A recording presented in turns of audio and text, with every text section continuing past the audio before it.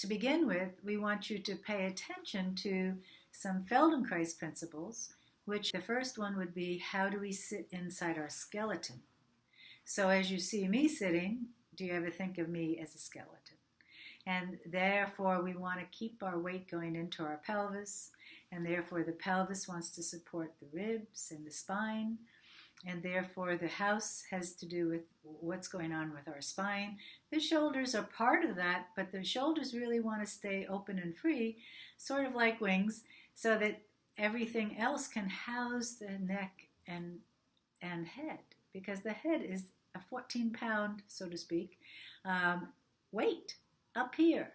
And where does it sit? It sits only on the atlas, which has a little area here.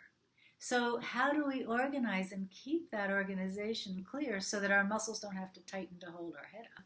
To begin with, we like you to feel where your pelvis is, feel this, what moves when you inhale and exhale, because part of the learning process is to get your nervous system quiet and bring your old patterns down to a quiet place so that we can then move forward and move new ideas.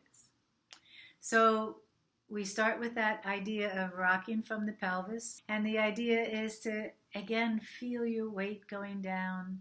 Notice if you're comfortable and you feel your skeleton and you can rest inside, be embodied with your skeleton, then breathing will become much more natural.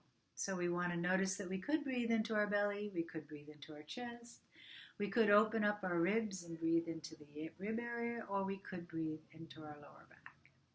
So we want to find that all the time. Then we want to find out where those shoulder blades are, and if they like to go up, or what your pattern is, like to go up, like to go down. So we began to think about, okay, how do we move the arm? What if we brought the elbow upward? Do we know what the shoulder blade is doing now? Do we know what we're doing with our breathing when we do that? And so if that were to happen, could that be light and easy?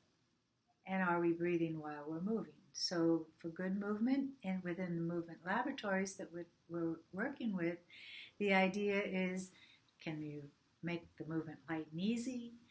Can you also keep yourself breathing while you're doing it? Can you reverse it? So it goes up, it comes down. What happens with everything when it comes down? Are you aware of that? What happens to your eyes when you start to move your right arm? Does your eyes sort of look towards your right arm to see where it is or not? And then we come back. And then we notice just that little movement, is that arm a little bit lighter and a little bit easier to be able to move if you were to rock your pelvis forward? Or is it a little bit different than the left arm or the right arm? And then we do the same thing with the other, and we start to see, oh, how is this one different? So we're looking for differences. We're learning to sense and let our nervous system learn and feel those differences. So it can sort the fact that, oh my goodness, you are different on one side or the other. Maybe if we did it in another way, it would feel different. And maybe if we did this one in another way, it would feel different. So we're constantly looking to see what we do, what are our patterns, how do they feel, and how can we help them feel evenly, even though they might not be visually even.